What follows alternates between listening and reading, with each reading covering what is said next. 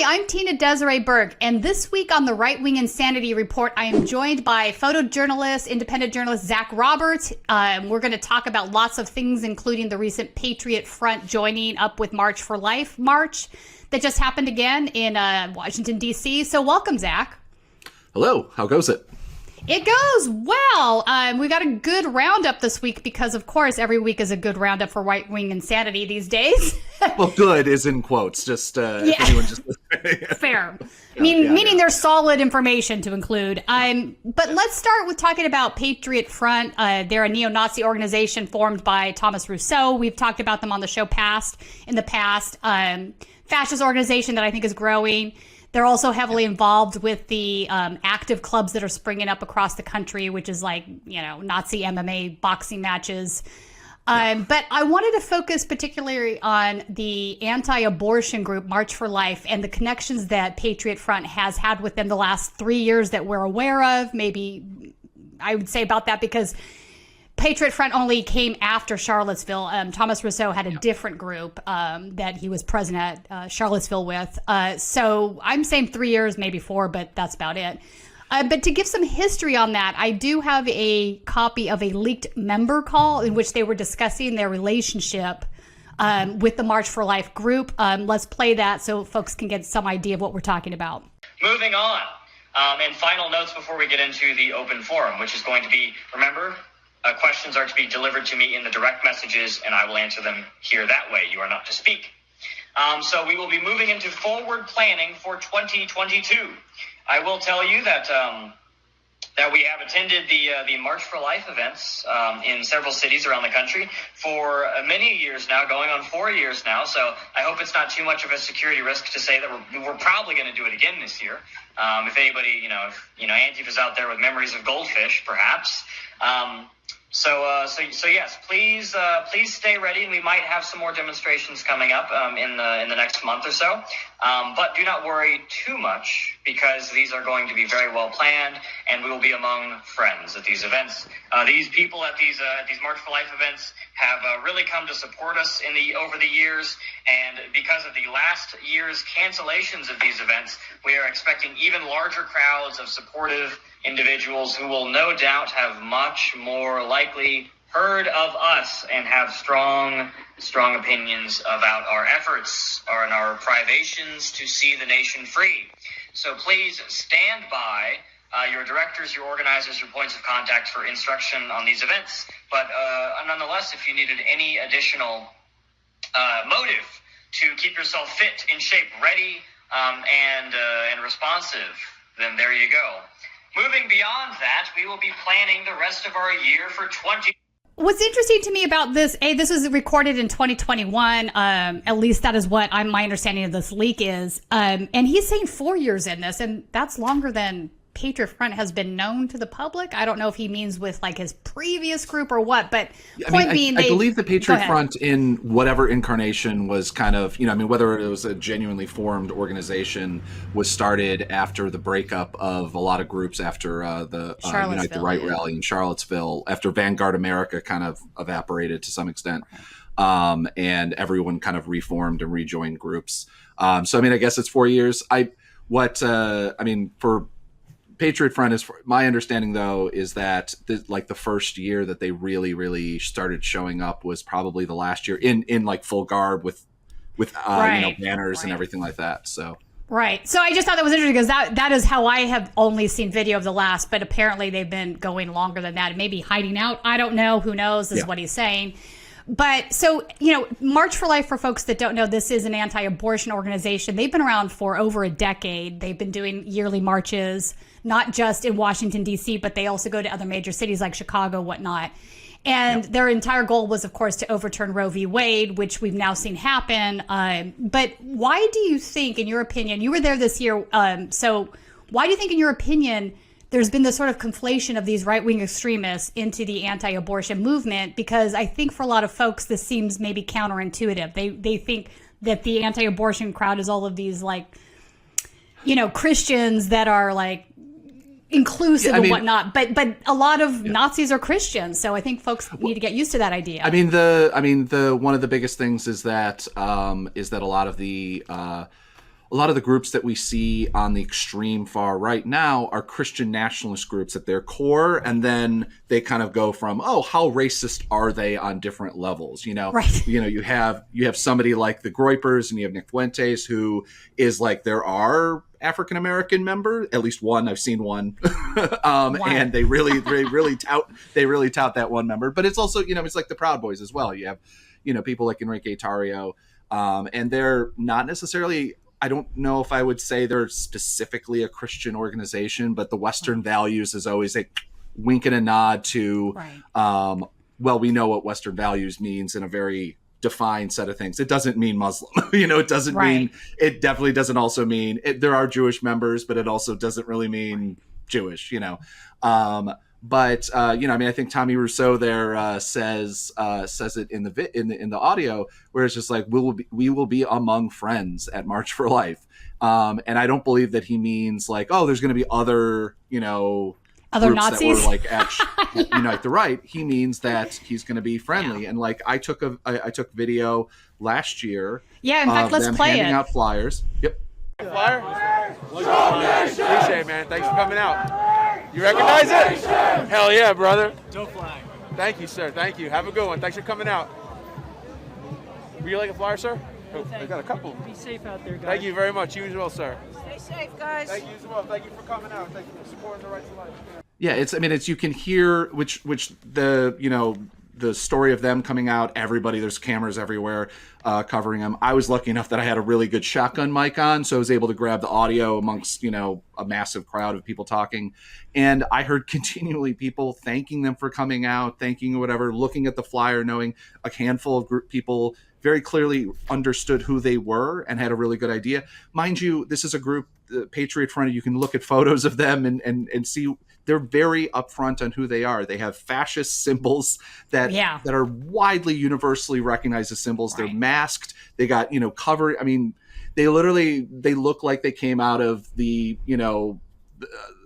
out of Charlottesville at Unite the Right rally. I mean, which they did. They look the part specifically for that reason.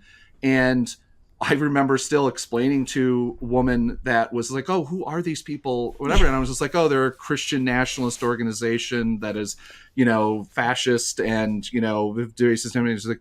She's like, oh, they're Christian? That's great. And walked away. And I was just like, I had explained it, like who they were, and they're chanting, very kind of, intimidating things as well. And, but that's what's important is that the March for Life, mind you, I'm sure there's atheists that show up. There are Students for Life, and I always forget, Progressive Action, or AAU is an organization of younger people who are LGBT supposedly, right. and atheists, some of them as well, and so you do have like a spectrum, but it is at its core. I mean, it is at its core. The Knights of Columbus basically run everything, not on a logistical thing, but on a on a logistical thing, not on a like financial thing. But they're the people that run the march and do everything, right. which is a very extreme Catholic organization. And it's just like, as a former Catholic, who they show up and try to indoctrinate you when you're a certain age into the Knights of Columbus and kind of invite you in, and right. that was one of the more scary moments of Catholicism. But they are there with friends. There's other groups like the New Columbia Movement, which is a specifically Christian nationalist organization that. Is not it's not anti-Semitic. I would say they wouldn't say they were anti-Semitic, but they are specifically Catholic, and some Protestants are okay. It's a thing. Like the Mel Gibson is just the tip of the iceberg on that. There are full-blown groups on Telegram now that call themselves Christian Aryans, Christian Nazis. Like they're not hiding that anymore. They're definitely becoming more radicalized in that group. Well, I mean, the core of the anti-abortion movement, I mean, the modern racism, the modern kind of racist movements that we have now, and anti-Semitic movement, really genuinely come out of the anti-abortion movement. Right. And so we have, one of the things that we really forget is that the Atlanta bombing that happened. I think I might have actually brought this up last time. Right. But the Atlanta bombing that happened at the Olympics back in the 90s, that was actually an anti-abortion activist that bombed because they didn't like basically different societies and different colors of people coming together. And that's what a lot of the core active groups, Operation Save America comes out of that kind of thing. They're rallying down in South Carolina this month as well for a full week of harassing the few like clinics and that sort of thing that still exist down there. Interesting. So this year at the March for Life, was there anything that you noticed that was different? Did things seem more intense in any way, ratcheted up? Well, I mean, one of the biggest things is, Patriot Front was there. They didn't come with banners. They didn't come with anything like that. But they were there handing out flyers. We just completely lucked out. And by like the only masked people that were there, we kind of immediately, a group of journalists who follow these groups, we were just like, we might want to check those people out. And then we watched them stamp a sticker up on something, and I'm like, that's Patriot Front. I mean, and then we found the sticker a couple minutes later when we walked over once they moved away. But they just started handing out flyers, and they were masked up for the most part. And wearing khakis, wearing boots. Mind you, I wear khakis and boots. So, it was just, again, becoming why a fascist kind of I try to blend dress in. code. Sometimes it becomes a little scary when I blend into it. But they were handing out flyers and being really, kind of quiet about it, and not really talking to people, and not really like not chanting anything. But they were kind of moving around. I followed them as long as I possibly could. They really didn't like that. Once they pegged, that I was pegged out, that I was filming them. So, but there was also, like I said, the New Columbia movement group there. There's also, but the biggest thing that's kind of scary about the March for Life movement and the kind of anti-abortion movement as a whole is something that, like, I just interviewed Robin Marty from down in Alabama, and we're talking about the fact that they're moving on to the next step about, okay, so Roe versus Wade was overturned, and that was never the goal. That was a goal in quotes. It was a step along the way. It's a stepping stone. The final step is basically mandatory pregnancy for women if you want to have sex. And that's what the fact that it goes hand in hand with these groups, so many of these groups that are Christian nationalist organizations like Patriot Front, and what their the role of women are in society. And I say women because these groups don't recognize that trans people exist in a real way. Oh, not even remotely. That's why I'm not being wider in that language. But no, I got you. Every single person. Yeah. Some of these photos you have. So protection at conception, no exception. Protection. So you already have protection at conception. Like nobody's taking your right to conceive away. But you're right. No one's forcing you. This is. But they want to force women to have babies. There is another part of that March, or the March for Life Patriot member call that was leaked that I want to talk about. We can't play it because YouTube will take us down for playing it. I know this because I had it up on my District 34 channel and I got dinged for it. But they go on to talk about the fact that it's perfectly acceptable to rape young white women because young white women aren't having white babies, and the only way to save the white race is if more white women have white babies. And they absolutely say that it's okay to rape these young girls. Like if it's a white girl and it's on your team, we have to force her to have babies. Like, I just, I can't wrap my head around that. I mean, I talked to a couple young men who they were on the Venn diagram of groypers. They had, follow Rome. They had signs. There's and kind of, very Catholic and weren't exactly overjoyed with the current Pope.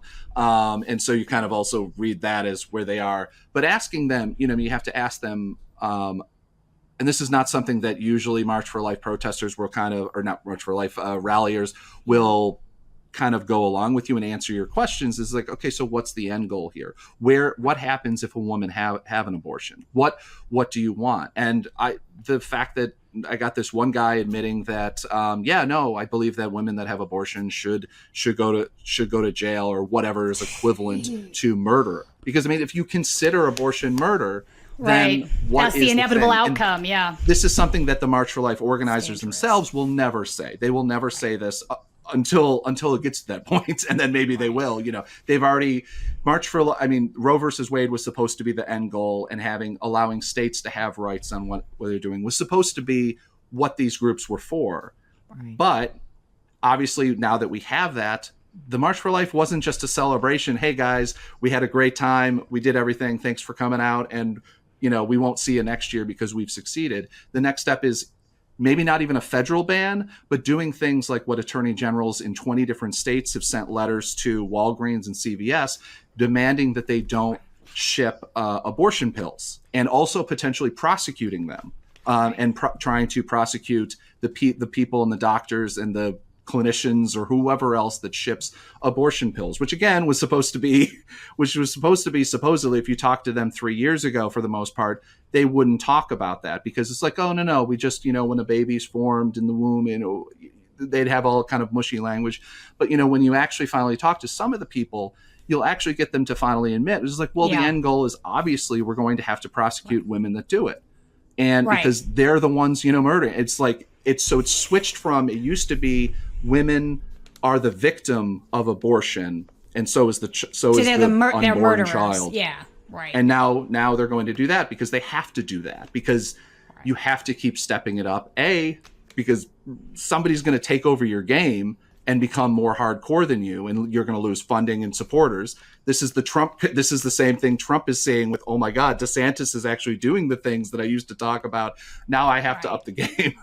And so this is how the far right always works. And this is how, you're not wrong. There's no ending of this.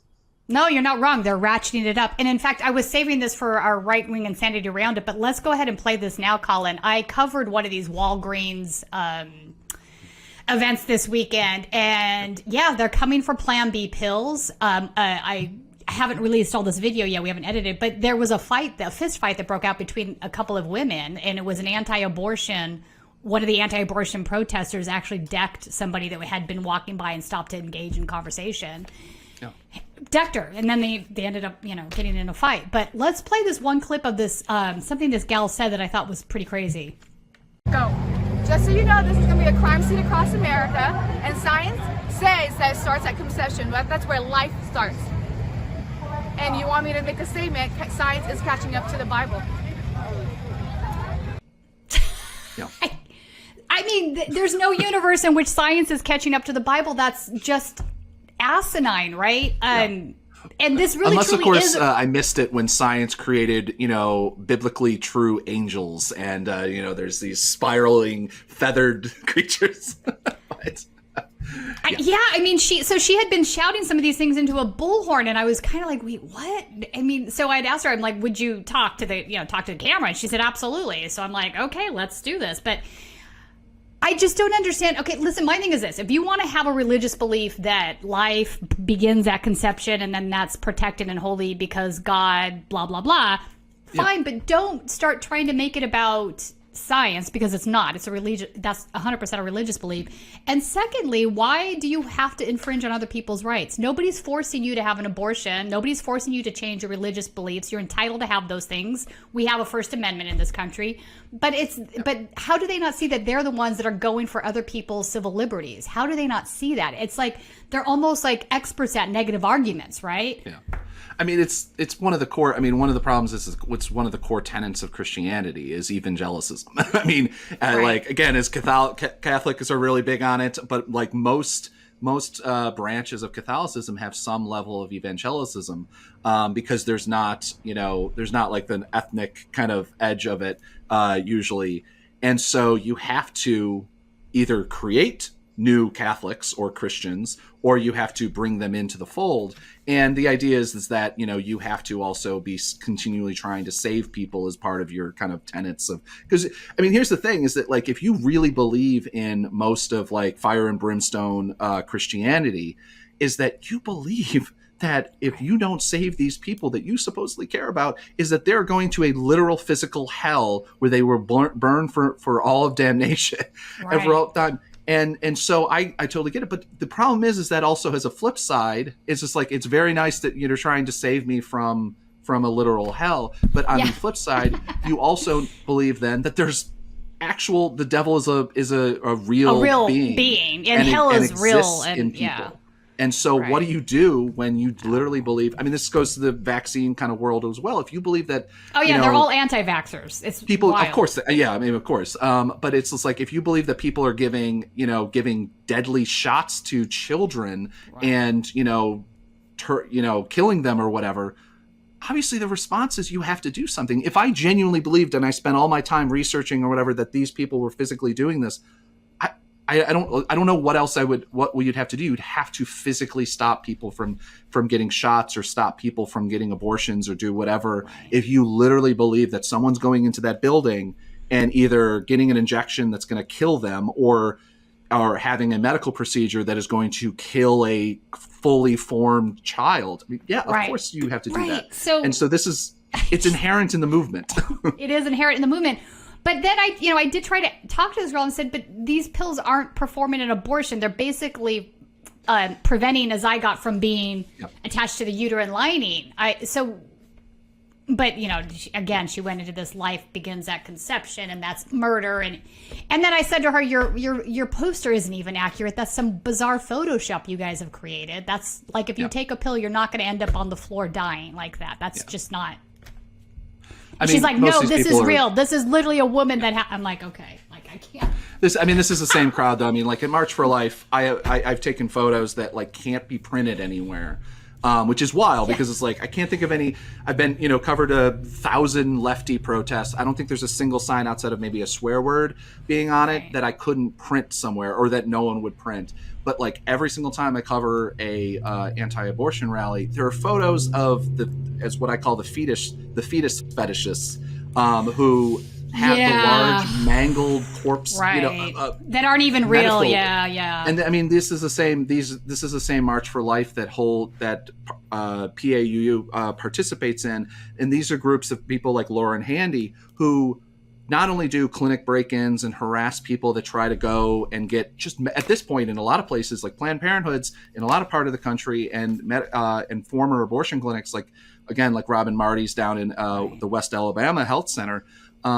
It's just a healthcare center. It's just women can go in and get healthcare and check out because they can't do anything else. And so they still harass people at these clinics. They still get death threats. They still do everything because it's just the idea of it.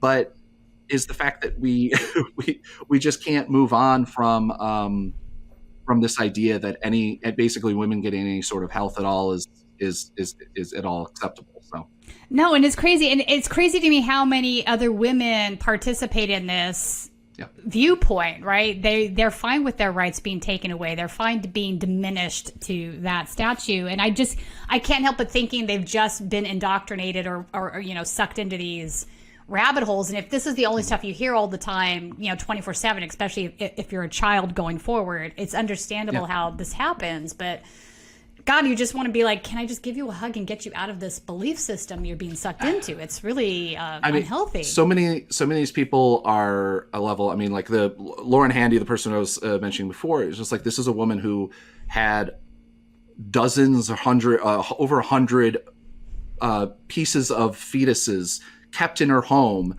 in a suburb in DC, and she's looking at jail time. I thought she was, at least she's weirdly still able to protest in front of Planned Parenthoods and things like that. This is it's wild. She had that they were supposedly burying, and they acquired somehow. They have a story about how they acquired.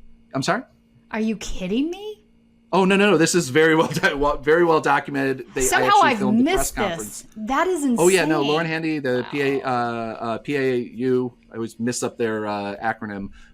Supposedly progressive anti-abortion people, and these are the groups that will show up, and they protest every year before the March for Life rally at the Democratic headquarters, claiming that they're Democrats in every other way except for abortion. Except for this. I didn't know that she had been found with body parts at her house, though. That's wow. Oh yeah. Well, I think it was over 100 basically medical waste. I mean, that's really at the end of the day. But they supposedly were doing like a whole burial, which is it's also wild because they refused to tell us because we asked this question. Okay, so if you believe that these are someone's children that you took that are unborn fetuses, and buried them in a Catholic ceremony. Did you contact the parents of these, contact the woman and ask her, are you Christian? Do you want a Christian burial for your thing? And also, do you want to know where your child is buried? Because supposedly they buried a bunch of this, a bunch of the fetuses that they stole. That's deranged. And they wouldn't answer, and they won't. They obviously wouldn't, because we don't even know where the stuff came from. But they're looking at prosecution for it as we speak. So that's wow. That's entirely deranged. Still able to protest in front of Planned Parenthood last month for some reason, and literally block their doorway as people were trying to get in. So let me ask you this, Zach. Other right-wing extremist groups besides Patriot Front, have you noticed any at the last March for Life? The New Columbia movement is a right. You mentioned them, newer group. Yeah. Are they a fascist organization, or what's their whole story? They're a Christian. I don't know if they would admit that they were fascists, but in every way, they're a Christian nationalist organization that they had a really hard time when I talked to one of their leaders. Really had a hard time saying what position either atheist Muslims or Jewish people would have in their dream society. They certainly wouldn't be able to participate in government. So you basically talk your way into them being a Christian fascist organization. But they believe that there should be a whole, basically a movement, a supposedly somehow also peaceful movement, that this is going to just happen. Because none of these groups will ever admit that. How do you take away power from people?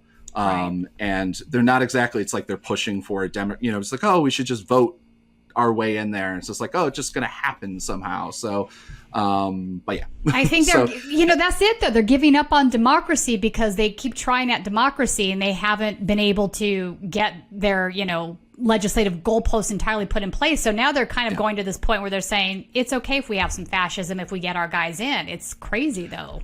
I mean, it's hard to believe that a lot of these people ever genuinely they saw democracy, or they saw voting as an ends to their means.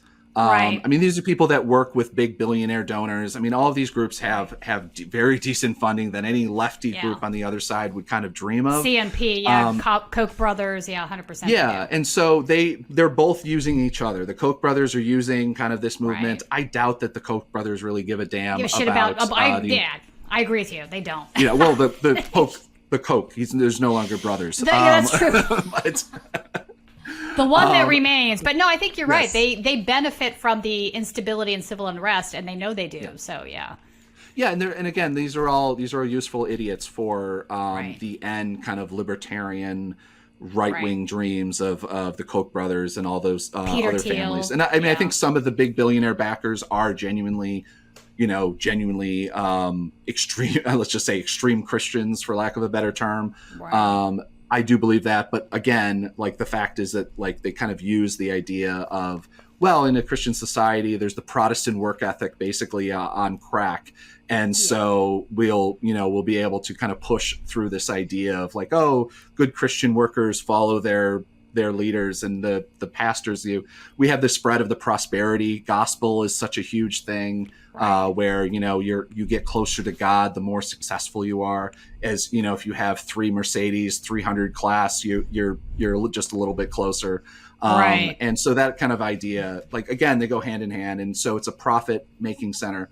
The scary thing is that last year I documented that the lawyer groups. Thomas More Society is a law group that basically was fighting a lot of the anti-abortion cases, and you'll see their name on every single kind of abortion group, or at least lawyers from that group.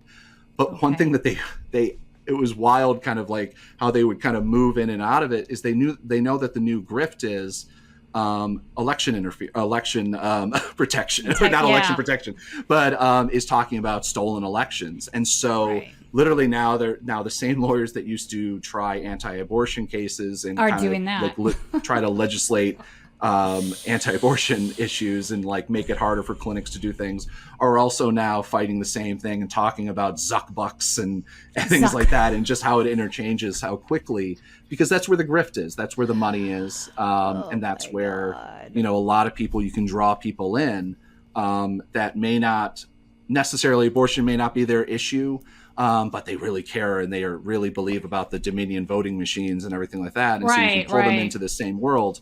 And then now your numbers are, tripled. Well, that's what they're doing, right? Is they're red pilling folks from these outlier issues that they kind of drum up, and then they kind of, lure them further to the right. This is something we've seen with vaccines, quote unquote election integrity, and a handful of other things.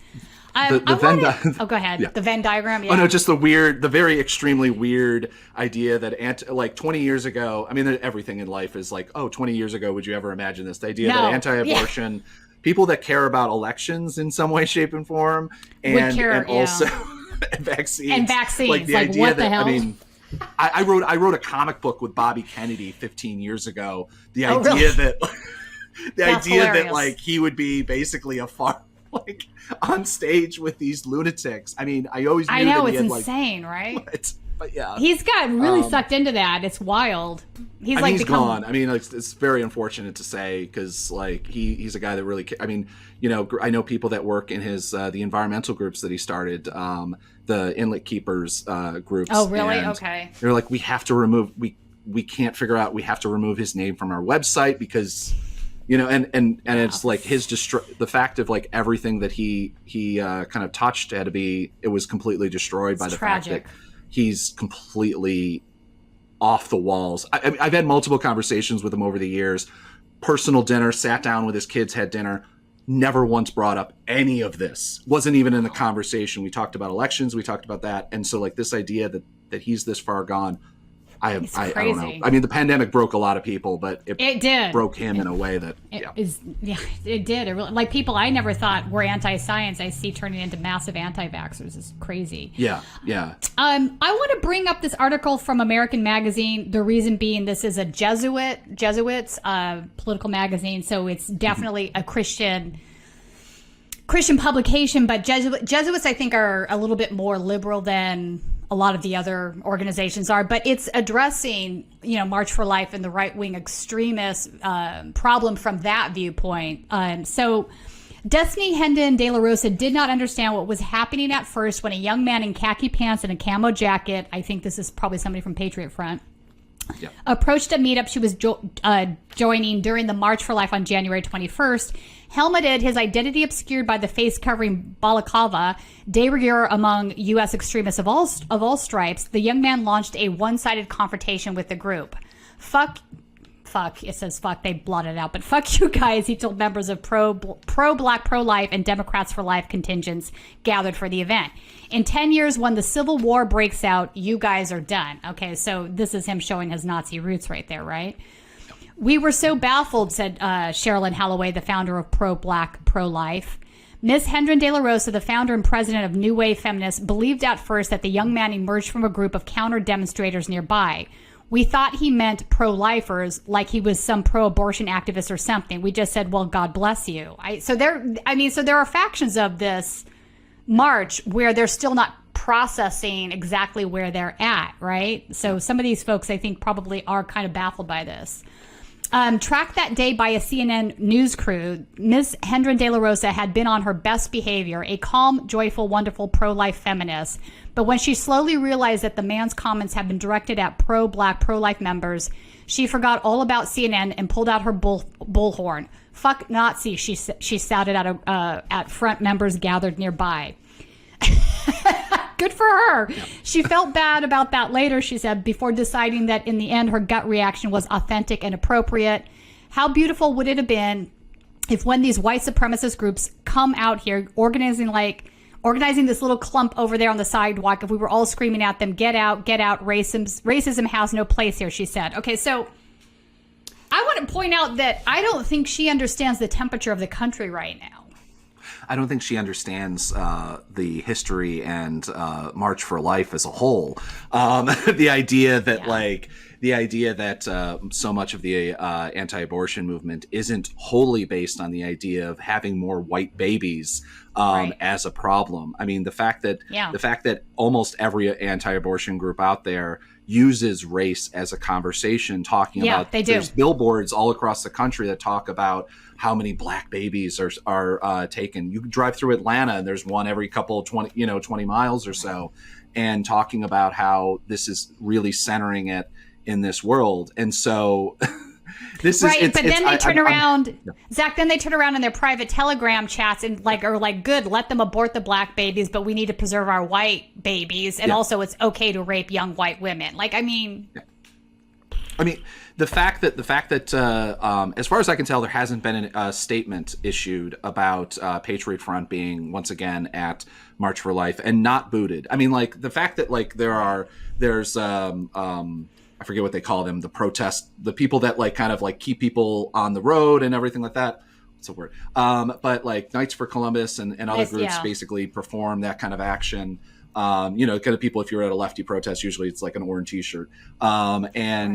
The fact that these guys are there and handing out flyers and very clearly, and no one's stopping them. Yeah, no one's stopping them. No one boots them out. The fact that the March for Life was able to just march alongside them in DC and in Chicago last year as well, and I believe San Francisco as well.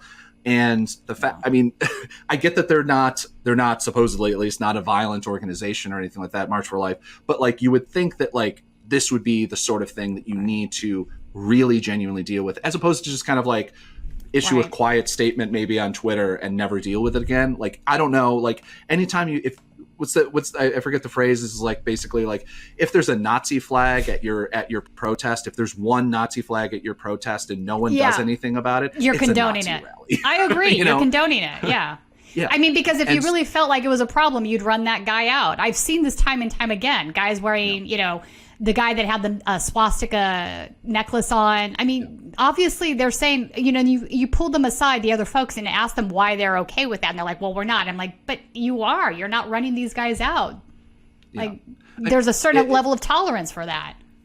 Yeah. And the fact that, like, so much of their membership have stronger beliefs on this. It took, the fact that there's, Catholic priests who have been booted from their, they've been defrocked, that speak at these rallies and that are honored members of the kind of the March for Life world.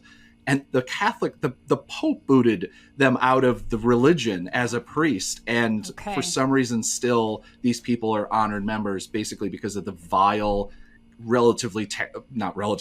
genuinely terrible things that they're sharing on social media, and that these people are still welcome. I get that you have a big tent, but you know what? There's only so much room in a revival for basically full right-wing extremists. If you're pretending that this movement is a kind movement that's really just cares about unborn babies, that's fine. But you need to then, you need to kind of take care of this. They're not going to. Does this all the time. If somebody shows up, you'd be like, no, you're out. Even the standard Republican Party used to do this kind of thing to some level, but it seems that now, not anymore. I mean, now they're they're not anymore. Well, I mean, they know that at their base that that a good percentage of the people marching, there's like, because I mean, one thing they'll always point out is that there was 30 Patriot Front members that marched, and then there was 30,000 people in the rally. Like, are you really going to just talk about this? Never mind the fact that anytime there's a broken window at a 20,000 Black Lives Matter march, the entire march was violent. But we'll move around that idea, But You're like right. this idea though is that, again, every single time I've ever covered a Black Lives Matter protest and somebody's breaking a window, or somebody's not even necessarily breaking a window, but like doing something violent or doing something that is out of the kind of definition of the march, they get moved, they get dealt with very quickly, especially in the last couple of years, because they know what the image looks like. And the fact that like March for Life seems to think they're bigger than this issue and don't care. No, I mean, we've even seen right-wing extremists show up at BLM marches and smash windows. Like, that's not even a conspiracy theory. It's happened a few times. So,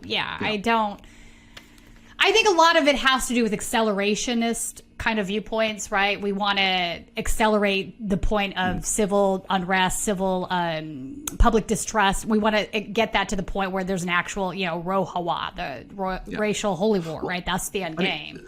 The leadership of the, not just for March for Life, but the larger organizations that take part in March for Life, because most of the people that are physically marching in March for Life are just Catholic school kids. Mind you, the first photo that I took when I walked upon March for Life was a Catholic high school kid with one with an All Lives Matter flag and one with a Confederate flag that had an an AR-15 across it. On top, yeah. Okay.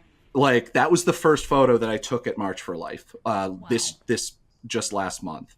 And so the fact that immediately once me and a couple other journalists were like, oh, we're going to go talk to this young man about his belief, that kind of the priest kind of swarmed, was like, put that flag away. You it was very clearly put that away, and we never saw it again. But we did see All Lives Matter flags all over the place. They were selling them. You can always tell the tenor of a rally, by the way, with the merchants that kind of show up and sell flags or whatever. There's a reason why there was Don't Tread on Me flags. There's a reason why there was All Lives Matter flags. There was a reason why there was even Confederate flags with AR-15s across them that were sold there, and a lot of Donald Trump flags in that world. And so they're not going to show up, they're not going to show up with Black Lives Matter flags at this rally, because they know who they're selling to. Just like in the same way that March for Life and the other organizers there know who they're messaging to, they know who their members are. There's no way that these multi-million-dollar organizations aren't doing continual polling and aren't continually doing social media, A/B testings on what messages go forward and what their base looks like.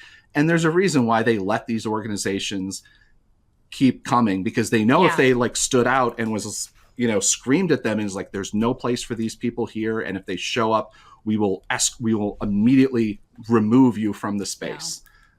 No. But they don't. No, you're right. I think there's a reason for that. All right. So now let's switch gear, and I have what I do, my weekly right-wing insanity roundup, which is basically some things that are happening this week that are kind of on the crazy side. We've got a host of them this week. I want to start off talking about Brandon Russell. He was just arrested this Monday.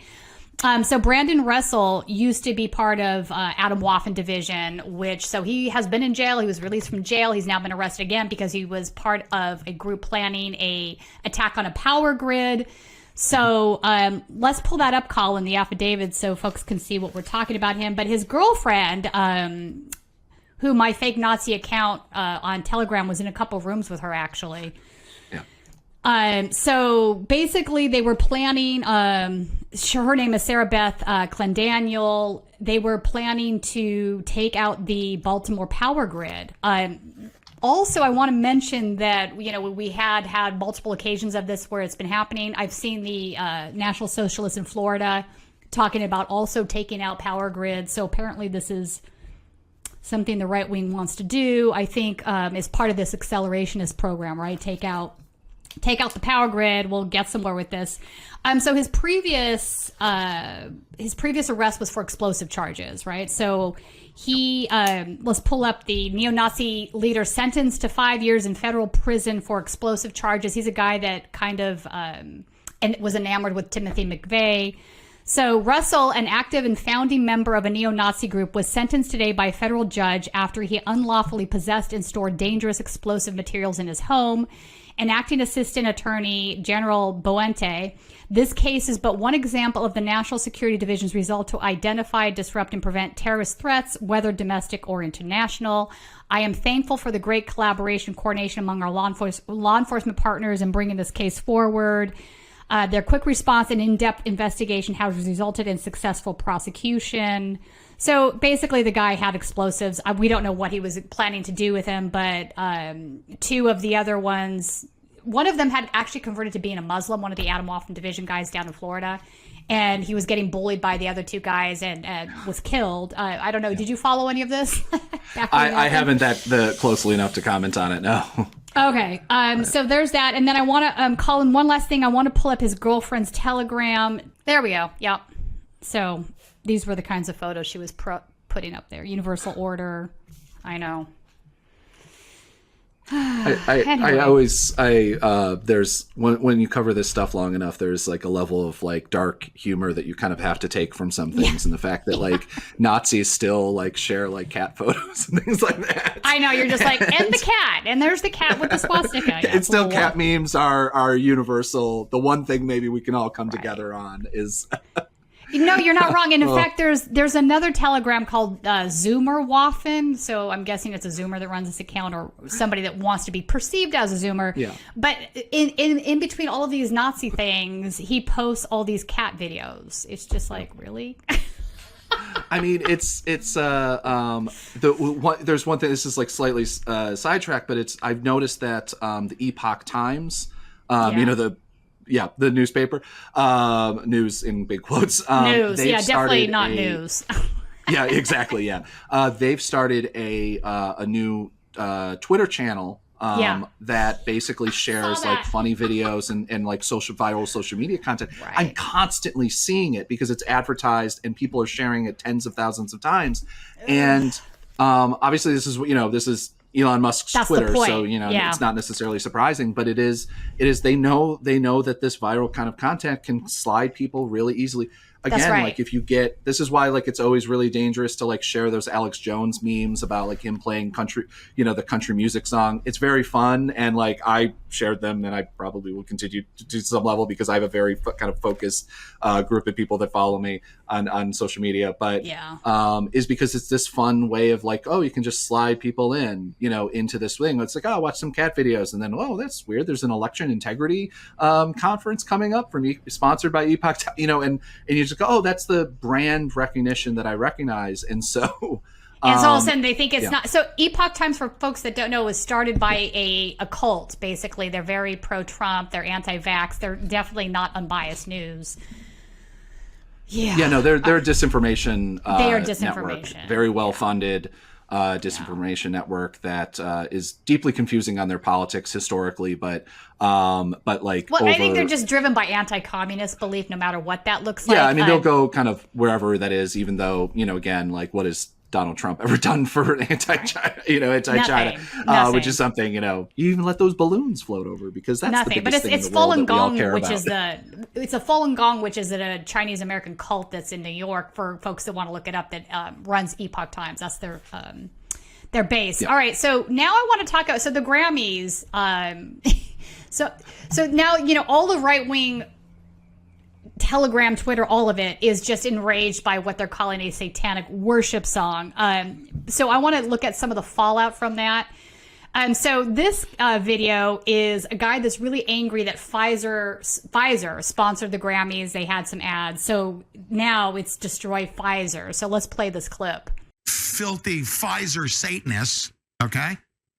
Triple boosting people, bunch of satanic, chimeric parasite injecting snake venom peptide eugenicist, disgusting people. It's time. You know what we need to do? Pfizer is just a manufacturing plant for Satan, okay? We need to shut that friggin' place down. Shut it down. Destroy Pfizer now. Do it now. Do it now. Go over the wall. Get into their freaking buildings, unplug all their freaking equipment. Let's go. It's time to storm the Bastille, is it not? Huh? Oh, that's illegal. Really? They're killing people and bragging about it and sponsoring this freaking crap right here. They should be shut down for sponsoring this level of Satanism that should never occur here on earth. Pfizer corporatism must be destroyed. Must be destroyed. I mean, that there's a lot in there that I agree with. Right, Pfizer and big pharmaceutical companies. This is something again we can come to. That meme. But for the different reasons, like Pfizer, like they go after the wrong reasons. Like Pfizer's bad because they're greedy and they are holding the patent to a life-saving thing that could help lots of people. And our government's participating in that because it's taxpayer-funded dollars that fund the research. Yet they get to hold the patent. So you can attack that system for the greed it is, but going after the scientists is ridiculous. The scientists sound calling them Satanists because of a transgender musical performance. I mean, really? I mean, it is the thing is that Oh boy.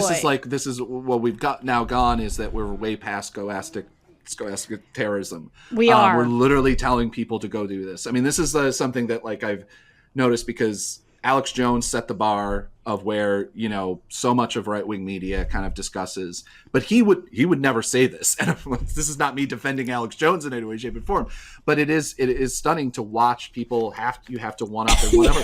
And this is they're literally telling people to go. There's no sense of irony. There's no metaphorically, politically, we have to go do this. We have to, literally storm. What was he said? Something storm the Bastille. We have to jump over the fences. He's saying literally go into the buildings and do these things. And I think they mean it. I think they really, literally, if they could figure out how to destroy Pfizer headquarters, they 100% would. 100%. I mean, you have the co-host there going giving the with her eyes closed, like she's at some church service or something like that, listening to a pastor. Which this sounds very much.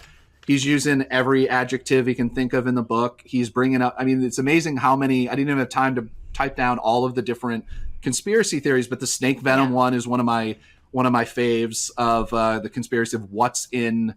What I'm trying to remember if the snake venom one is that snake venom can cure the vaccine or it's physically in the vaccine. There's so many variations. There's so many variations of it. I mean, these guys are pouring their own pee over their eyeballs as a cure for COVID. So I mean, who knows? I mean, and that's if you do the weird home remedy type of things, but I guess that's on you. Literally, but I mean, but that's not. But my favorite thing is they say that the vaccines are experimental, but pouring pee over your eyes is what now? That sounds. I mean, the science? bleach water is always a big one. A big one the too. Bleach water, that one too. You're diluted bleach. That's sound science. How exactly? I mean, it's Yeah. No, I mean, but this is the biggest thing in those clips though is it scares me is that 10,000. I mean, God only knows what his real numbers are and everything like that. The incredible number of people that watch and listen to this stuff. But let's say 10,000 people hear that watch that clip. There's 10 people. There's 10 people who are going to go, yes, we should plan for that. And the problem is that and this is something again that I always use kind of like the left. I don't think that there's what's his name, the Twitch streamer Hassan, who's I don't know what the comparison, the lefty comparison, who's a really popular lefty, that guy, let's say. Yeah, but so many of these guys I wouldn't even consider left. They've been red pilled, right? I mean, I'm thinking of a lefty equivalent of saying we should be angry at Donald Trump, we should rise. The difference is your fan base. You know who your fan base are. And so these people know who their fan base are. They know that they are Riling half of their fan base has a basement that is maybe it's got 10,000 cans in it, and they're prepping for the end times. And guns, they've got whatnot, but the biggest thing is that they're the reason why there's bullet shortages. Yeah, 100%. And so they know who they're talking to, and you have to be aware of who your audience is when you say, especially if you're saying extreme things. Bernie can be like, we got to burn down. The pharmaceutical companies. Does he actually mean burning down? No, he means BERN. Yeah, yes. I mean it's a euphemism. There you go. I didn't even think about it. Yeah. No, I agree with you. A lot of it is grifting, but it is driving acceleration, nihilism. All of these things are kind of ratcheting up. And to that effect, I wanted to play what Tucker Carlson had to say about this. They're so shameless about this. They don't even care. Tonight's transgender Satanism brought to you by Pfizer. Inject their products into your body. It's so great. Chadwick Moore, awesome to see you tonight. I mean, I guess, the satanic panic is back. Not that it ever went away. So let's just the 80s are the huge rave with all the kids. So let's bring back the satanic panic. I mean, these idiots really think that this is full blown Satan worship. They really believe this. Come on, it's just a performance. It's I mean, I'm old enough to remember when Wiccan was was the big scare. Not believe you, like actual records fake, playing everything like backwards. that. And that like I remember tarot cards was one of the big terrifying things that was going to bring all kids to Satanism. Hell, I was working at Barnes and Noble when Harry Potter was being sold, and then that was going to bring everybody. And now we see how that's. And now she's a TERF. Yeah, I mean.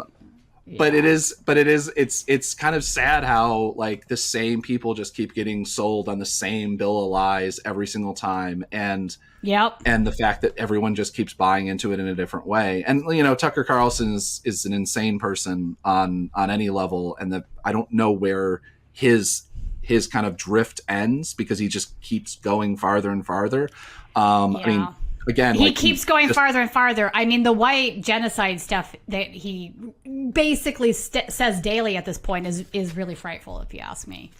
Yeah, I mean the fact that he's he's on a main. He's not Alex Jones. He's not pigeonholed. No, he's got a huge audience, millions of people. Yeah. Yeah, and he's on in airports in the background. It's just like he's omnipresent everywhere. I've gone into doctors' offices where they have Fox News on. I immediately leave, and like I'm not paying you to. Yeah, I feel like take that's care a of me. good like. Like, really? You don't need a Yelp review on that. You just need to go. No, Fox was on. You just need TV. to go. Gotta Tucker go. Carlson was on. Yeah, gotta go. I'm out. I'm out, y'all. Well, speaking of Tucker Carlson, let's bring up Pet Skunk. How many right wingers are going to adopt pet skunks now? This is an actual screenshot. It may be time to add a baby skunk to your family. I mean, okay, I guess. Like, yeah. That's a real, folks, that is a real screenshot. It's hilarious. And his face is always the same. It's like, no matter what he's saying, no matter, people could be like, by the way, the sky is blue, and he looks shocked. So like that could be literally used for anything. But it's, this is part of, Tucker Carlson, like, at this point, it has to be managed. I mean, it's a multi-$100 million, empire is Tucker Carlson with his own network. But this is one of the, like, uncomfortable things is that I'm laughing at it. And so I'm not shaming anybody else who's laughing at it, but it's just like, he uses these like ridiculous clips intermingled with the white genocide stuff. Right. So it's kind of like the baby I'm cats, just right? Ridiculous guys. And that's it's part of the Alex Jones, like the whole kind of mentality of, I'm a performer when it's illegal, when he's being sued by somebody, he's like, I don't really believe this stuff. I'm doing a performance act. And that's, I mean, I hate to say it, but like in 10 years or hopefully whenever it's in a year, 6 months or whatever, when finally something happens and he ends up getting sued or something like that happens and he has to go on, we're just like, well, this is all a bit. Look you think I'm a serious journalist? I talked about pet skunks I think for it is an a entire bit. segment, and then I talked about white genocide. Okay, I mean, people forget that he was on MSNBC at one point. Yeah. I mean, I do think that this is a bit he's playing. He's getting paid well for it, and shame on him though for not considering what the actual consequences of that are. I mean, because those are real. He's a smart enough person that there has to be some sort of end goal. I mean, like, because he is. I think he's just making money. I think he's an extraordinarily wealthy person before he started, and he's an even more extraordinarily wealthy person now. And I get that, like, money isn't like people with $1 billion. All they care about is getting the second billion. But it's this idea that, like, what worries me is that, like, is he waiting for the moment where is he more powerful than if he ran for president or if he ran for governor or something like that? Is he more powerful wouldn't surprise in this me. position? Yeah, it because wouldn't surprise he's not time me though. Limited here, so I mean, it wouldn't surprise me though, Zach, if he ended up running for office. That would be like. I mean, he could. I mean, I'm sure he could. I mean, he would be probably any number of people's, vice presidential candidate choice in a heartbeat. I mean, not that, or vice versa. I mean, like him and DeSantis running would be. I don't. Not that Fox News would probably force him. I mean, the question is, would Fox News force him to get rid of his show? Is the only kind of thing that probably stops him from ever doing anything political. On the other hand, the dude has so much more power, and he realizes, like so many people on the right wing do, is that they realize is that culture is way more important than in a lot of ways. Because if you shift, I agree. Politics, you don't need to. Right. No, you're not wrong on that. So last week we talked about Identity Europa founder Nathan Domingo being present in Atlanta during the Cop City protests, or at least having somebody working for him, their president, at the protests. I went through that whole story with screenshots and whatnot. So I'm wondering now, is this becoming a thing? Because this week in Florida, we had Joshua Nunez, who is the founder of the National Socialists in Florida. He's extremely Nazi guy, extremely Nazi, very far right. He showed up to a DSA meeting, the Democrat Socialists of Florida. He showed up to their meeting and was obviously promptly escorted out. Let's put this screenshot up. What kills me is he's actually wearing a NatSoc Florida t-shirt to the meeting, as if he was going to like walk in wearing that t-shirt and nobody was going to like be like, ha, don't think so, Nazi. Yeah. I mean, that's pretty brazen. I mean, I feel like I don't know. Like you do that to get kicked out. I guess that's the thing. Or you really think that no one's going to notice the very clear symbols on your chest? I mean, anywhere you're going to go, like if you go to a DSA meeting, people have a basic idea of what symbols look like at a DSA meeting, and so that's right. Yeah. And which is what happened. I want to pull up another thread of just some background information on who Joshua Nunez is. So this is some shots. Let's pull up this thread, Colin. Nazis at NatSoc, Florida are really putting out some high quality 1488 recruitment propaganda. So 1488, as we've discussed, is, it's a Nazi phrase. The 14 is the 14 words about preserving white children, blah, blah, blah. The 88 is HH, Heil Hitler. It's the 8th letter in the alphabet. So, that's the symbol. That's the National Socialists of Florida. Let's scroll down and take a look at some of these things. We can put that up. Get married, have kids, be the white face that they hate. Again, there's this idea that white women aren't having white babies. You see this push in a lot of the socialist channels. Here is his Twitter, which I think is actually back up. I'm glad that you're enjoying yourself. Truth fears no investigation, unlike you and your comrades, with the 3 parentheses denoting that he thinks they're Jewish. I don't hide behind a veil of anonymity. You have made it clear many times that remaining anonymous is extremely important to you. I hope that you keep the same energy when our people show up in your neighborhood. I do love barbecue. Silly veiled threats.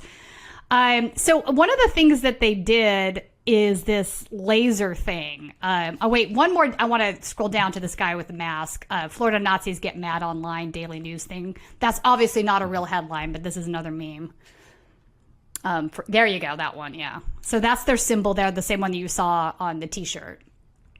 Yeah.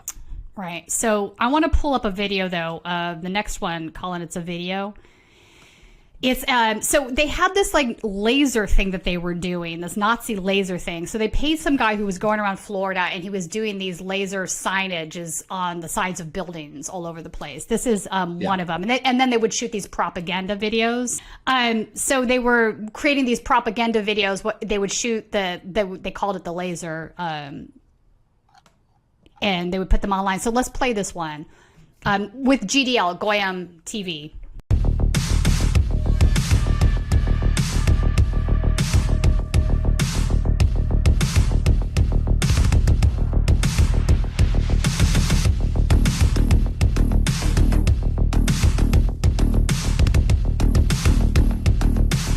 So that's just a typical thing that they would do. So it says Jews are wrecking the United States of America. So they were going around town, putting up this laser on the sides of buildings, shooting videos, and then populating their Telegram channel with this. Yeah, this has been going on for quite a while. Like I remember seeing this video, not this video, but a different video that was actually considerably more clear on the side of a building. Like you're talking about like 6 stories high projection on the side, which as somebody who's worked with people that do not those type of videos, but like those type of projection, like a projection of that sort of thing as activism, that takes a lot. That's a very expensive process, and to the power that you need on a projector and everything like that. And the fact that they've been going on off and on for quite a while, and usually those things get shut down after like 10 seconds because the cops Florida. The cops were like, no, we're not doing that. But I guess not in Jacksonville. But it is it is terrifying that like how long it went on. And yeah, it is terrifying, and it's not going to stop. So somebody's actually, you're right, it is expensive to do this.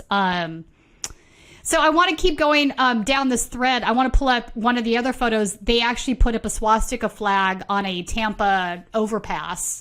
So this, I want to pull up some of the other photos here. So this is something that is becoming common with these groups too. Communism is Jewish, right? So they're now trying to marry theoretical communism, which is another one of their boogeyman's, like Antifa is, with being Jewish, right? It's ostensibly a Jewish belief, which is kind of crazy. Yeah. And then Jews did 9/11, watch 9/11 missing links. I want to pull up the next one, which is they put a literal swastika up on the overpass. I don't know how many hours that one stood up. But so I want people to get the idea here how extreme this guy is. And so the fact that he showed up at a DSA meeting is kind of crazy. I'm not sure what his intent and purpose is. Part of me, Zach, believes that a lot of these guys are looking for Roe Hawa, right, to start the racial holy war, and they do that by accelerating things because it's not moving fast enough. The left isn't becoming violently responsible for the same level of acts that the right-wing extremists have become, right? So as much as they try to claim that they are, but yeah. Right. So how do we ramp that up? Oh, well, we go to the Cop City protest, or we go to the DSA meeting, or we go to, whatever. So do you think this is something that's going to become, to me, it feels, to be frank, it feels really kind of almost tinfoil hat conspiracy theories, because I tend to believe, kind of false flag events are kind of bullshit generally when people talk about them, but yet we're seeing this happen. This is something the Proud Boys, and different groups have always kind of, you show up to this, this is why they're showing up to, kids drag shows or whatever, the drag shows, and protesting and getting in people's faces. They're trying to get punched. They're trying to start something because they know that's true. They at least they think that they then in response can have the justification. Well, he punched first. That means I can beat the living out of him, and kind of pull these clips and have these kind of ready. Fox News will obviously spread them along the way. That's right. Going, look at the left is just as violent. Look at how violent Antifa is. Yeah, you're not wrong on that. So we've seen that happening now for a couple of years. So I guess the next level of this is like, well, it's still not escalating fast enough. Let's pretend we're Antifa. I mean, which is crazy to me, but I don't know. Yeah, no, I mean, it's, unless it's was it the Lincoln Project showing up as fake Nazis, but remember that story? That's always the joke whenever we see Patriot Front somewhere or something like that. But it's like, is it the Lincoln Project or is it the Lincoln? Anyway, but on bad decisions on what overly funded centrist Democratic groups. But anyway, but the fact, the fact is that they've been trying this for a very long time, and that it is almost never that the left takes the bait. But if you keep trying it, there's an inevitability, especially as both sides continue to, I'm working on a story right now about people on the left that are training to use firearms and know how to, and just have it on a person, not in a protest or march sort of way, but just as we're continually getting death threats, we're continually being attacked. They have guns, we don't.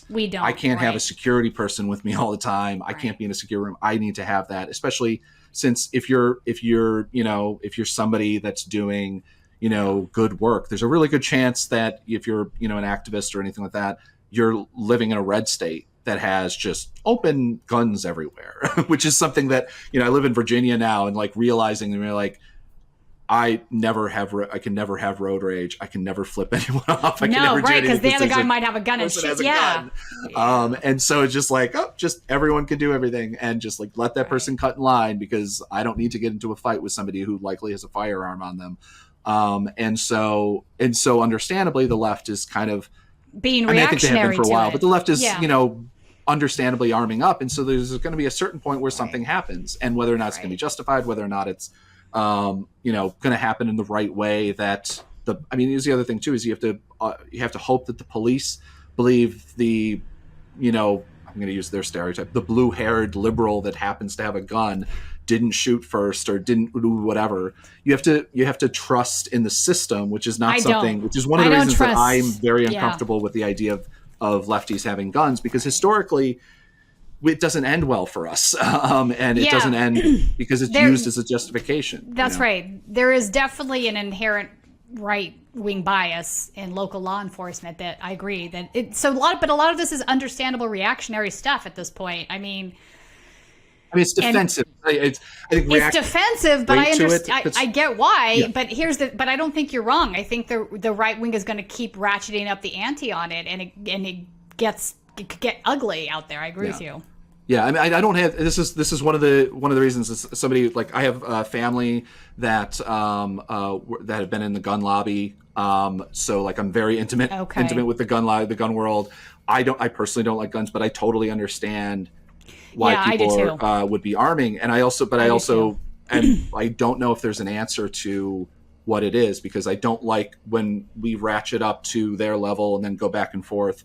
But on the other hand, what do we do when we have an entire government that isn't doing anything about it? You know, the State of the Union last night, where you actually had the parents of a murdered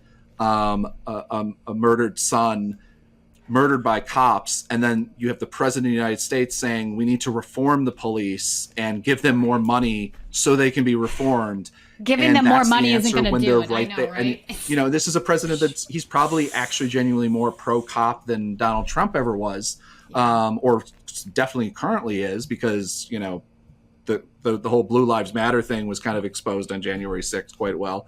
But centrist Democrats are more pro-cop than probably anybody else. They're not reading the room, I'd say, A, and B, adding more money to the pot isn't going to fix what's broken. What's broken is the way they recruit individuals from the military that probably have PTSD, how they recruit individuals that are far too young to be given a badge and a gun. They're right out of high school, who recruit and allow, sort of right-wing extremist neo-Nazi beliefs to fester in the department, who hide behind, the police silence shield, whatever, protect the bad apples from, not doing anything about them. And, there's all of that rhetoric, and it's absolutely true. We see it time and time again, and more money is not going to fix it. I go back to, I was covering Ferguson, the protests that were happening around there, and I was in the hotel lobby bar having a drink after, everything. And we're watching, obviously, all the news is on in the bar, and it's just cycling. It's all about, Michael Brown and kind of talking. Everyone on the talking heads are having very concerned conversations about, what he did was right or wrong or whatever, police or whatever. Right. And the person sitting next to me, and I think I was probably talking to other journalists and being relatively open because, a couple drinks. And the guy next to me goes, I just came back from Iraq. And the idea that police agencies are specifically trying to get people like me into the police forces, that terrifies me. Yeah. We literally, like 2 weeks ago, I was on the back of a Humvee with orders essentially to shoot at anything that looked like a threat. Right. And that cannot be the way that you handle policing. We handle policing. I know. And it was just like this shocking moment where it's just like something that, I think we all have this conversation where it's just like military, and this is a huge sidetrack, obviously, the conversation, but it is like people going directly from, basically shoot first, ask questions later to this. And, this is it's a recipe for destruction. But it's the idea that you can train, maybe I guess you can train after many, many years of, kind of get that out of there. But if you don't have, again, it's like the problem is that the accountability aspect and the fact that, we do have this kind of idea of who is the threat at any given day, according to the police. And one thing that I always point out at protests is that who the police feel comfortable with are who they have their backs to. And every single protest I've ever been to, the Proud Boys are the ones they have their back to. You're 100% correct. You're and right. so this is and then they complain. Mike kills me. They always complain about journalists being behind them. I'm like, what do you think we're going to do? I've literally had police officers turn around to groups of journalists and be like, I don't want these guys behind me. I'm like, what do you think we're going to do? Yeah, I mean, I'm very like, I give, just like coming up behind you, like give, kind of those like heads up whenever I'm like here. running through And I'm a always crowd. shocked when I hear this stuff because I'm like, what do you think is going to happen? Yeah, I mean, to be fair, like I wish that more people do. Like anytime you're running in the middle of a protest and somebody comes up behind you, it's like it scares. But the idea of them having somebody having a gun, I just have a camera, but they have a gun, and so, but I mean, like it's. It's a mentality. It's a problem. I agree. One thing after Unite the Right that really that kind of exposed, and it really should have really should have made some dramatic, massive changes that we saw after Unite the Right rally. But especially after January 6th, is that we should have had the conversation going, how many off-duty cops were in at January 6th? How many law enforcement and military were at Charlottesville? Wait a lot. Yeah. What's going on here? Yeah. And how many were covered up, and the fact that we had to find out through the people on Twitter like matching faces. Right. I don't know. Right. Like if you believe that law enforcement will fix themselves, you would believe that they go, holy shit, that's John. He's breaking windows. What's going? Yeah, I know, right? They'd be like, I'm going to report that to my union and be like, okay, hopefully that would do something, but obviously it doesn't. No, because the union's going to protect them. They did protect a lot of them. That's just a fact. Yeah. All right, I want to play another Tucker Carlson clip because he's talking about what I'm going to call anti-white racism, as if this is an actual thing and not an oxymoron. But let's play this. At the core of the Democratic program is race hatred. Obviously, the party of Jim Crow is still at it. They never really changed. They just call it equity now. Florida State University, completely controlled by the left, has just adopted a series of diversity, equity, and inclusion programs to promote bigotry openly. Castigates believing Christians for their Christian privilege. There's no Christian privilege in this country, by the way. The school also offers a racially segregated scholarship that bars white students from applying, which is illegal, but it's also race hatred. What's another word for it? There isn't one. It's race hatred. But this is everywhere. This is so dangerous and so fucking messed up. He's basically saying equity. Yeah. Equity, inclusion. So we're now, what we're talking about doing here is bringing disenfranchised groups like black folks, brown folks, whatever, up to the same level that white folks have always had in this country from jump, always had in this country from jump. Yeah. All of a sudden, and he's calling that race hatred. Listen, my point is he's becoming so fucking extreme. He sounds like a Nazi. I'm sorry, this clip, Tucker Carlson sounds like a Nazi. No, I mean, this is the kind of the base tenets of like anytime you have people start discussing about equality, and if you start feeling that equality means that something's being taken away from you, then like this is how every single like hate group begins. This is the basic like 101 of if you're trying to bring in members of Patriot Front or whatever, you literally look at the messaging, you look at the conversation. I mean, this is the Proud Boys, like Western civilization is the best and everything like that. And this is how it all starts. And the fact that, again, as we've hammered, is the fact that he's, the number one broadcaster on any given night. It's scary. Speaking to the largest number of people and has people turning in night after night. It's not like, Rachel Maddow had a really great night where she broke down some Russia story or something like that. And then her numbers were really big. But no, this is every single night. This is must-see television for, a majority of one of the two political parties in America, and that he's speaking to one group of people and he knows who he's speaking to, and he can speak to just that group of people and not have to give a damn about anybody else. While all the other cable news networks, every single other host, every single other person, they have to talk to their producers are telling them at least that they have to talk to this huge audience. And we had one host, which I very regret because I'm blanking on her name, the African-American woman who just got booted from MSNBC because she was talking about race issues too much. And Joy? No, not Joy. Not Joy. She was a weekend host. No, weekend host. Melissa Perry? Like how long ago? Just like 2 months ago, she was fired.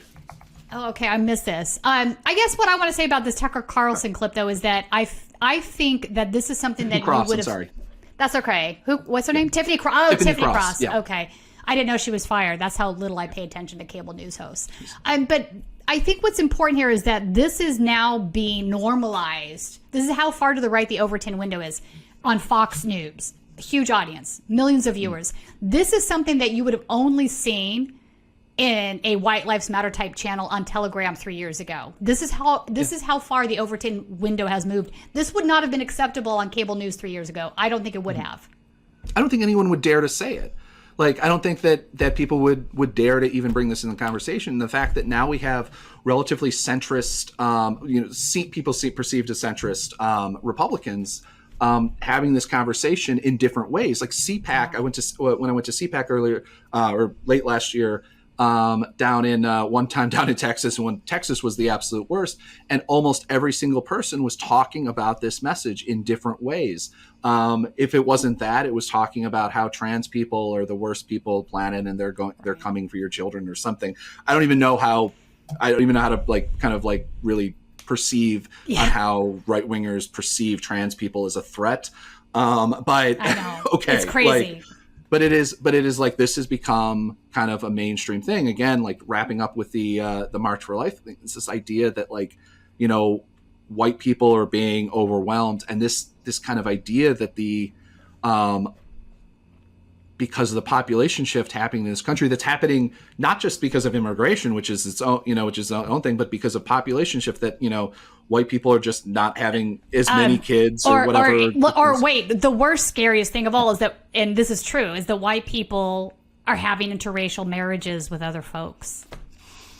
Yeah, I mean that's the biggest thing is that that's a race traitor thing, and that's and people are there's large numbers of people who are they shouldn't be. I mean, the fact that people are terrified of it is like frightful to me. Here's the reality: white folks were never a global majority when we talk about the entire world, population wise. Never.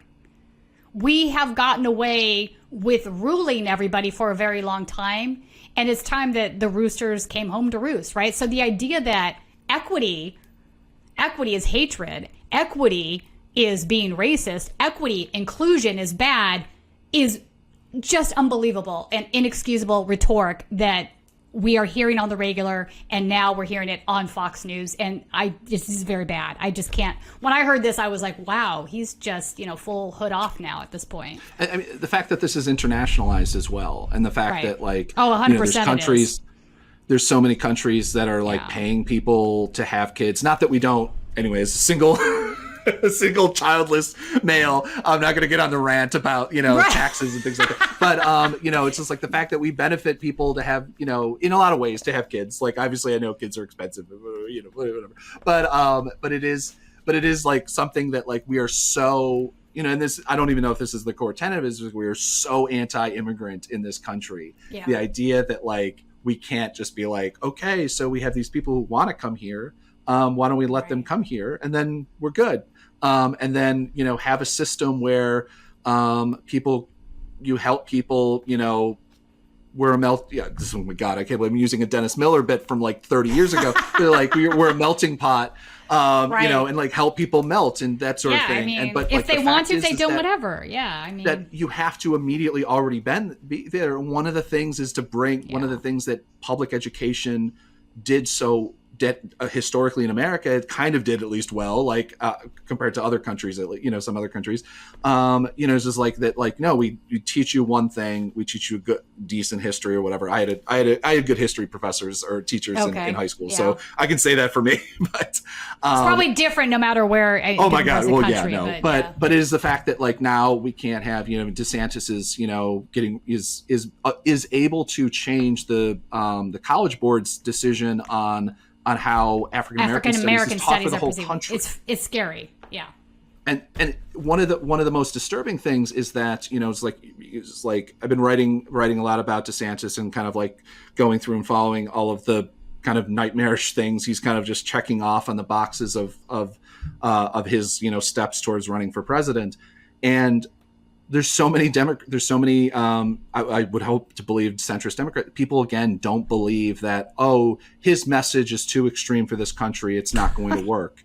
And I'm just going, we're really doing this all again? Are we really doing 2015 all again, where Donald Trump goes down the escalator and says Mexicans are rapists, and then, oh, well, he was too extreme. And then Keith Ellison's on network TV again going, guys, like he's going to win. Exactly. But we are doing this shocking. again, apparently. And, DeSantis is way worse than Trump. Anybody that doesn't see that is not paying attention. He is more committed to these Christian fascist values, and he's more competent. That's the biggest thing, is that he's, unlike Donald Trump, he has actually succeeded in doing things. But one of the things that also worries me is that we have Brian Kemp, who has passed almost all of these same laws that in different ways that DeSantis Brian Kemp is very dangerous. But Brian Kemp too. is still probably could get on MSNBC on some shows, which is scary because he's still perceived as, a hero that stood up against Donald Trump. It's like, no, you just didn't want to commit. No, he didn't. He just didn't want to. He didn't want to end up in jail himself. Yeah, anybody it's like ridiculous. Come on now. Yeah, but you have several states. If it wasn't for the Democratic state legislature here in Virginia, you'd have the same thing happening here. And so you have multiple states. All three people, by the way, are front runners when you talk about Brian Kemp. When the runoff was happening, or when the last election was happening last year, there was a New York Times piece. There was I'm trying to remember how many. There was like at least 3 pieces that wrote about Brian Kemp is the president, is our next president. He's the future of the Republican I remember Party. that. Yeah. And Greg Palast and I were like freaking out about it. We have a whole film about it, so we're like in a way we're we're like, okay, let's have this conversation. But we're happy that people will pay attention to him because he is what I think he and DeSantis, the trio combo of whatever. If they figure out maybe they can do he's a perfect Mike Pence replacement, I think. I agree. 100%. Be happy to be, and they're all young. This is one thing too. They're all young too. I could see Brian Kemp and DeSantis on the same ticket, quite frankly. I know, scary. This is me just cringing if anyone's just listening, but that is cringe. It is cringe, but it could happen. Yeah. I want to play next Marjorie Taylor Greene again. Of course, she is a regular topic on right-wing insanity because let's play this clip about the $1.5 billion that never was given to anybody for any reason, because I have no idea where she got this from, but let's play this. Daro, can you tell me how much COVID cash went to CRT? CRT? Critical race theory in education. It's a racist curriculum used to teach children that somehow their white skin is not equal to black skin and other things in education. Yeah.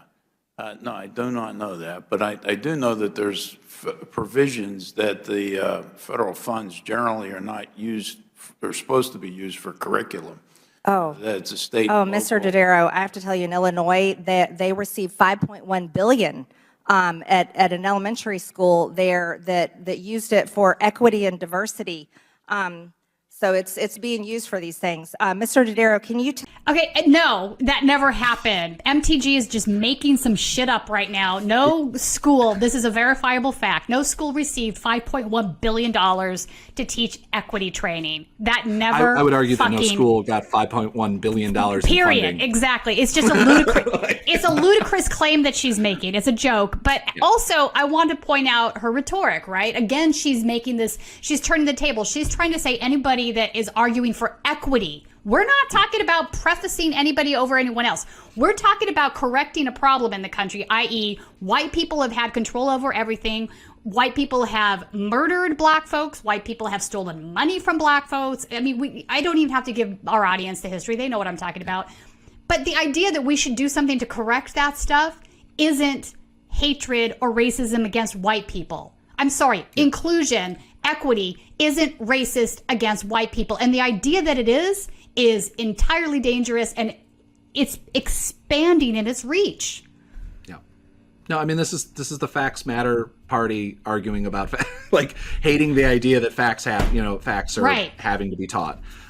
Because it's like only certain facts matter. That's what MTG, this entire political Tucker kind of Carlson, idea.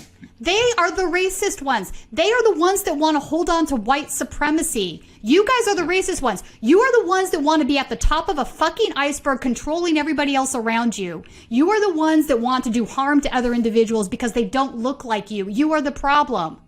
I'm so tired of them trying to like reframe the argument as if they're the victims. Yeah, I will say I think that the gentleman in the clip whose name I missed, he does the best. Whether or not he actually is being, I'm not quite sure whether he's playing a bit or not. But like, I don't know what you're talking about. He's just like, doing what? that flat and like, because it's like, if you accept that like this argument, because not a single person actually knows what CRT is. Some of them don't even know it stands for critical race theory, but like they don't even know. Unless you're a grad student. I actually know what CRT is because I studied it in grad school. Like nobody is teaching CRT to grammar school kids, let alone, I mean, it's ridiculous. Like, yeah, no, I mean, this idea that like anyone that like Howard Zinn's People's History of the United States is like this sort of like leftist Bible or something like that, which I think it's the closest thing to it, but that I might read. But I know some historians will argue with me. But but the fact is that like we just even having the conversation of things we haven't talked about before is now critical race theory, which it isn't. Like it isn't even that. The fact that we're like digging up new things that are documented are, you know, like actually talking about how the Reconstruction didn't. How old? Here's a question: how old were you when you found out that no, people actually were never given 40 acres and a mule? Yeah, because I was taught up until like high school that that was a thing that happened, and that it just like the Reconstruction. I didn't find out until I was in college. And I, you know, actually got out into the world in college and met people from different walks of life and had my entire worldview completely upended. And it's just which was a good thing.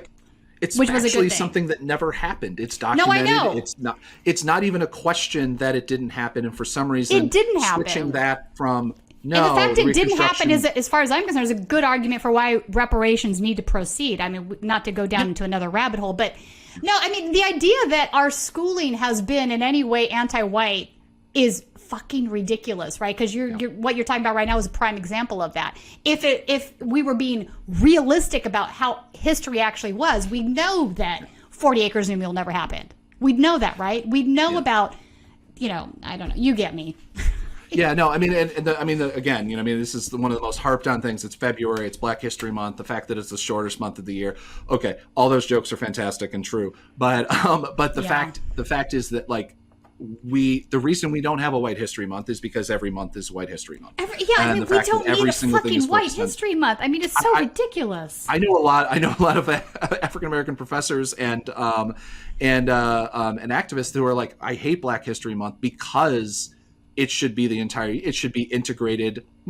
I know another word everyone on the right hates is integration, but integrated into education, and shouldn't just be, here's some special things. You learn about the peanut butter here's guy, actual history. Instead of tokenizing learn about something, the cotton gin, and then you move on. And then we're going back to the fact that, you know, carpet, I just remembering that like a middle school textbook, again, from a very good liberal progressive public high school I went to, spent an entire page talking about carpetbaggers. And only recently I've started reading more about, as I'm working on a documentary film, like reading about the Reconstruction and about this idea of carpetbaggers being basically was like a political cartoonist like thought process, and then just expanding it. And the fact that it was just basically Northerners coming down going, please, you can't murder the freed Black people. You can't do that. And that was the idea of carpetbaggers. Or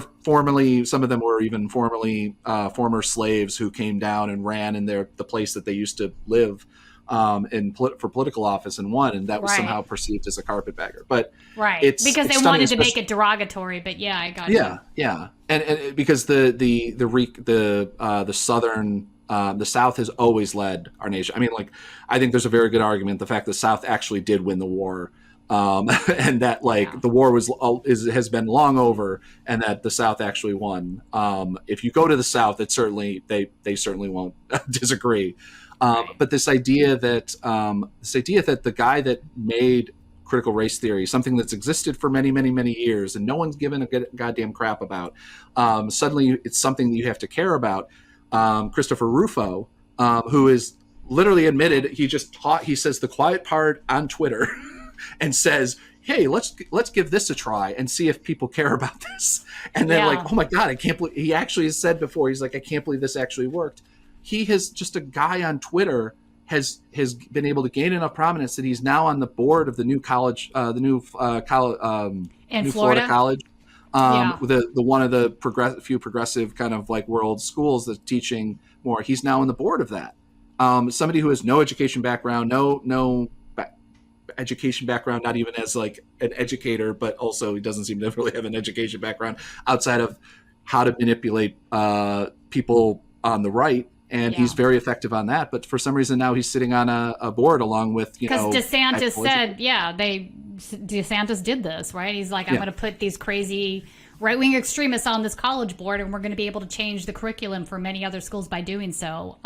Which is, again, DeSantis is very smart. I mean, again, we're all assuming he's running for president. But like, again, the fact that he is building his base, he's taking he's giving these people power who are online or whatever and building this base. And then he is not going to have that. These are people that Trump are not going to have. And you're already seeing this kind of infighting happening where Trump hasn't been able to like kind of pull the numbers that he used to at a couple of rallies, and the rats are fleeing the ship. But, I mean, all it takes is one big rally and Trump is back, or Trump actually finally giving up on Truth Social and going back to his millions of followers on Twitter, which I only assume has to be at some point soon. Trump has already he's taken himself off the board, and there's been a lot of conversation about him leaving, kind of giving up on the site altogether. But it's going to be terrifying. I mean, like, I always enjoy the kind of the idea of like, let them fight, the Godzilla meme. But it's the question is like when everybody like DeSantis, and if Kemp, or if any number, if a governor in Texas, decides he wants to get in on the fun, they're going to be proposing farther and farther right-wing strategies to try to like go bump each other up and be like, oh, I'm more MAGA than you, or I'm more MAGA than you. And how many people's lives are going to be affected along the way. That's the terrifying. No, I don't disagree. It's terrifying. Zach, if folks want to follow your work, where's the best place for them to do that at? For now, it's probably head over to Twitter, ZD Roberts. My portfolio work is photos and that sort of thing. If you want to see what I've covered, is zdroberts.com. And then patreon.com/zdroberts for kind of my podcasts and different things that I do. Right on. Thanks for joining me, Zach. Always a pleasure to speak with you about right-wing insanity. Thanks so much for having me.